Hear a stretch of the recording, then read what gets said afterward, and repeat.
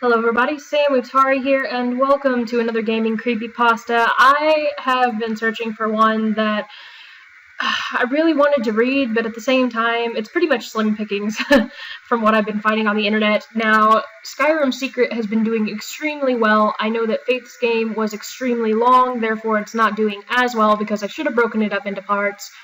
But today I have something different from the typical Pokepastas that you'll see on here that I've been posting here recently. And this one is called Scream of the End. It has an 8.3 rating out of 10, so I expect it to be good. I have not read it before, so we're kind of experiencing this together. So hold on to your hats, and let's get into the Scream of the End. The usual stories about Minecraft will always go to Herobrine, about how he lives and he's a lot more than a code. But have you ever wondered about the Endermen, and whether there are any secrets about them? Everyone who has played Minecraft is familiar with them by now, and while they can be hard to find in the overworld, many have visited their home in the end. Of course, they aren't hostile unless you look at them or attack them. For this reason, quite a few people consider them friendly and like them. Personally, I've always found them creepy and killed them whenever I could. They are based off of Slender Man, after all. Well, being as strong as they are, regular players know that if you run into one at night after you spawn, you run for water. If you run into one right after you spawn, you run for water. For some reason, Notch decided to code them with a fear of water. And whoever thought anything bad could happen with water, right? Well, water is the whole reason this mess started. I haven't even attempted to start up my game since then. I was playing on my regular world, a server that my friend had started. We had plenty of houses built, a seemingly unlimited supply of diamond and gold, and the Ender Dragon was defeated. There really wasn't much to do in the world anymore, so you had to get very creative. My friends and I were creative enough, and we understood the game very well. Aaron was our redstone guy. If you needed anything powered, he found a way to build it and make it better than the tutorial could ever tell you. Myself, I made a majority of the buildings and even started working on a city. We had a few guys who would work on supplies, planting and harvesting anything that was needed. Lastly, we had Graham. He did all the magical stuff, potions, enchanting, and he had us build him a mob trap so that he could get an outrageous amount of experience whenever he wanted to. Of course, we had the randoms who would join, the occasional troll, and sometimes we would have someone new join our group as a regular. We had all fought the Ender Dragon before, and we could do it fairly quick. Aaron, I, and the majority of the group would take out the crystals and fight the dragon. Graham, however, would stay underground working up potions for the battle and have the rest do deliveries. He wasn't too fond of Endermen either. That's why he made us bring water buckets to the end. He stayed in the middle of the water, where the Endermen couldn't get him. That's where I got my whole idea from. One day, when I had nothing else to do, I decided to get on the server. It had been about 2 weeks since the Ender Dragon was beaten, and we hadn't really gone to the end since then. We had a little trap that was set up with torches and sand that would send anyone who walked into the end. But it was mostly just to make them panic. Well, I had the great idea of using the end to farm ender pearls. I was planning on using Graham's idea with the buckets in order to do it, but on a massive scale. I had every intention of flooding the end with the help of an inventory editor and my fly command. I started. Of course, this was the only time I was using such things, as I made sure our whole server was legit. However, I was the only person on, and I figured everyone would have a good laugh out of the fact that I flooded the home of the Endermen. As I started going, a good portion of the floating island they called home was filling up quickly. You would hear them panic and teleport away every time they would get splashed, and the occasional scream from when they decided to go swimming for too long. It's amusing how much determination to live a simple computer AI can give a being.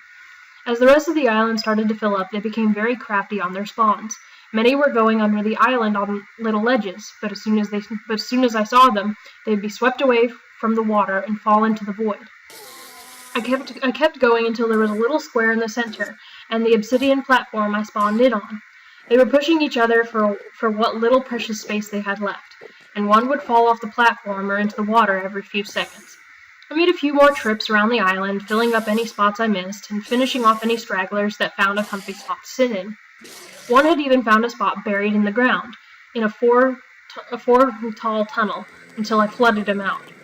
This all took till about 1 o'clock in the morning, and I was happy I was able to finish by the night's end. After I was sure I had filled up every dry spot, I filled up the square in the center. Many of the Endermen just swam until you heard the death scream and they fell, while a few of them managed to teleport to the platform. I decided to have a little fun, at first flooding the edges and watching them push each other into the water and off of the level. This left only 4. This just compelled me to get it over with and flood the center, which I did, causing 3 of the 4 Endermen to fall off the platform.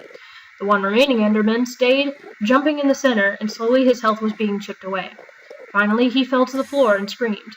But it wasn't the normal death scream I'd grown accustomed to during my trip. It was glitching, slowed down.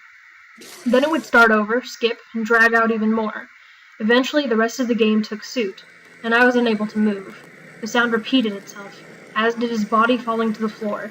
That is, until Minecraft has run out of memory. Minecraft then crashes, as does Java. As many people do when something like this happens, I started up both the server and Minecraft again. I figured it was just a glitch due to the massive amount of water running and the loot that was on the ground from the Enderman dying. I put in my IP address in the multiplayer and clicked connect. Error, world not found.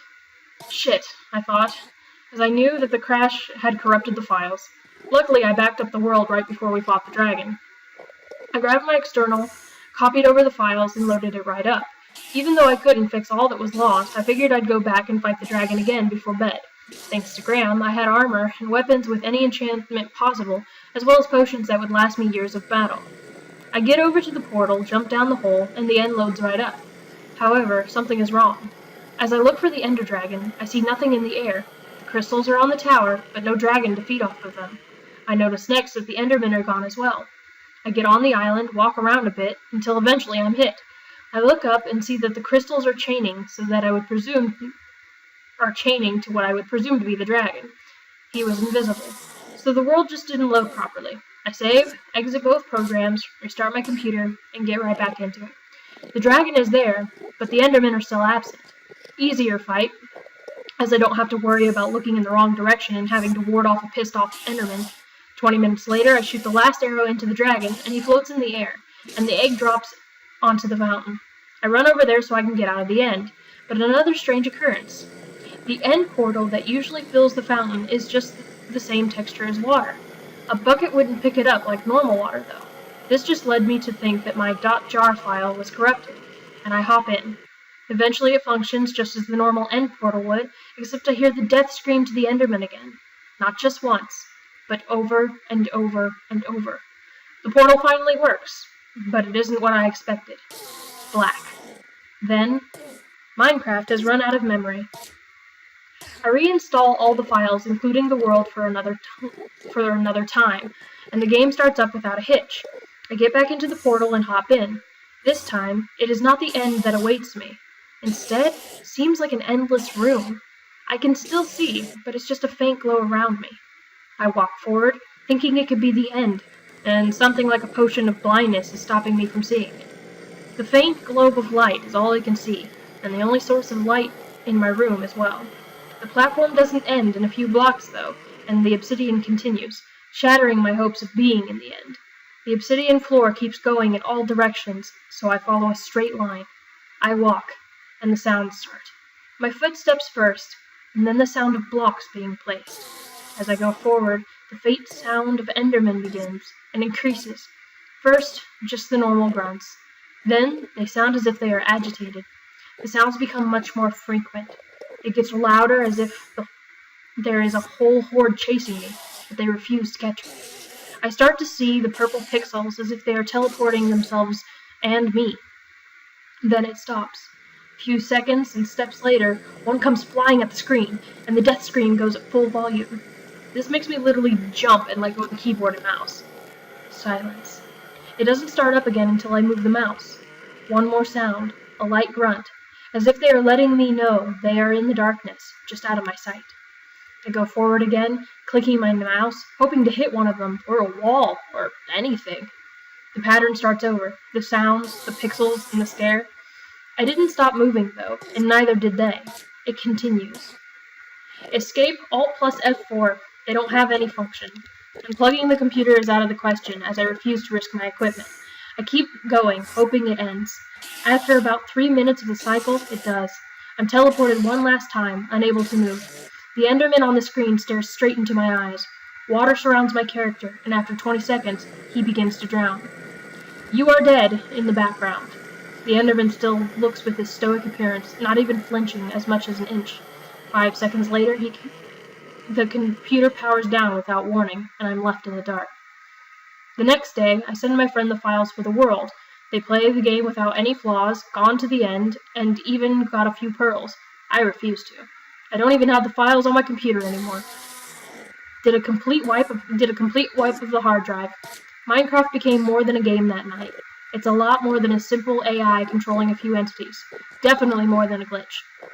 These games and entities that form on our fears, they do that and much more. It's a lot more than just a simple coding now. The Endermen, they do hold a grudge. They have a fear, and it is not something to taunt them with.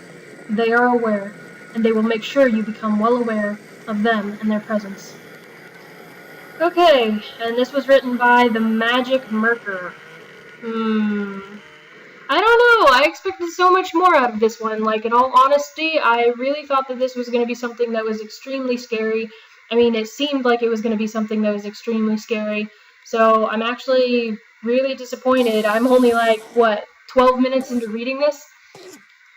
So basically the gist of this is that a kid is playing Minecraft and decides he's going to drown a bunch of Endermen. And, maybe it was just the way I was reading it, but I feel like it would have gotten more if this kid had, some sick pleasure for killing them. Like, if he was like, "Oh yeah, drown." I mean, in a sense, it was kind of like that, because he was sitting there watching them struggle for any bit of land that they could get into, and then slowly, I don't know, they were... I don't know, the scream of the end, I don't know, I don't even know how to explain this. So basically, there was that part where it was kind of scary, because I personally have seen Endermen, and they do kind of freak me out, especially when they're chasing people. And, I've never been to the end, I'm not that big of a Minecraft player. But, it was kind of sick and twisted how this kid kind of was like, drown them all! And these things that weren't even bothering him at first are, struggling to survive. I mean, I've seen this before where, AI look like they're struggling to survive, and you kind of feel bad that they're actually dying, because you wonder if, maybe it's something more than just a code, and that if possibly there was a world where these things had feelings, they would truly be terrified, and they would truly be in agony. So when you think of it that way, it does make it kind of twisted. But as far as this game being scary, or this reading being scary, the pasta wasn't scary. It got kind of disturbing in between, like I said, with the drowning bit, but other than that, I don't see why this would be scary. Okay, he's in a tunnel. Yeah, he can hear them. No, he can't see them. Yeah, he gets a bit of a jump scare. And, yeah, I guess if I was in that situation, I'd be like, oh shit, they hold a grudge against me. But it wouldn't keep me from playing the game, because there's nothing that implicates that they're going to cause him any serious harm.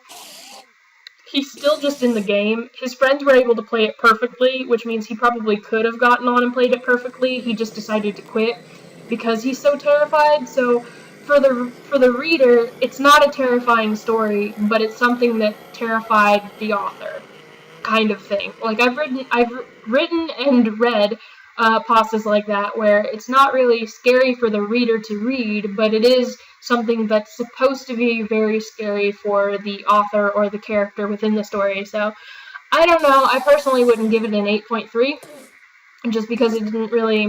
I expected much more to happen, and I expected it to be a lot longer. And for a gaming creepypasta, it really... How do I even put this? For a gaming creepypasta, it actually follows a lot of cliches, like the scream being slowed down and glitching, and I mean, I know it's hard to come up with original stuff, but if you look at things like Skyrim's Secret, and if you look at stuff like Faith's Game, these really don't... A lot of what they have don't really fit the normal stuff, and they're pretty original, so I guess going from those to this, I was just kind of expecting a little bit more. But yeah, that's just my personal opinion, but I don't know what you think. I mean, maybe you liked it, but personally myself, I don't know. And the character development, like, I like how he had all these other characters. He had his friends in there. He had Graham and whatever the other fucker, Aaron. They had Aaron and Graham, and he was talking about all these different players. I feel like if it brought those characters in, it would be better. And I wish he would have put that in there. I mean, he took all the time to explain that the server was run with him and his friends and how his friends did this, and he even made it a point to say that Graham didn't like the Enderman either. So, like, if he had gone into detail about, like, why Graham didn't like the Enderman, or if something had happened with him and Graham suffering the same, or maybe Graham going insane or something, I just feel like there was just so much left out. I feel like he was building up to something, but he just didn't execute it, whoever this person is, but I don't know. That's just my personal opinion, but like I said, you might think differently, and you might really like this, so yeah, so go ahead and like, if you like this video, and if you want to see more gaming creepypastas. I want to find one that really, really scares you guys, so if there's a creepypasta you want me to do a reading of, whether it's yours or someone else's, go ahead and feel free to hit like, and then leave me a comment in the comment section below. Let me know what you thought of this pasta. Like, was it scary to you? Is this something that would particularly, like, disturb you? Because this would not bother me, but for other people it might be really disturbing, especially if you're, like, claustrophobic, or you have this thing about not being able to see. Like, I know people don't like haunted houses for these reasons, so, I mean, if this is something that would really scare you, I mean, let me know. I'm just interested in hearing what you have to say. But yeah, but really, until then, I have nothing else to say about this pasta, so let me know what you thought about it. Let me know if you want me to read anything specific, and also just let me know what you just thought of just anything. Do you think that this deserves an 8.3 rating out of 10? And yeah, so this is Samatari out, and I will see you in the next gaming creepypasta. Hey guys.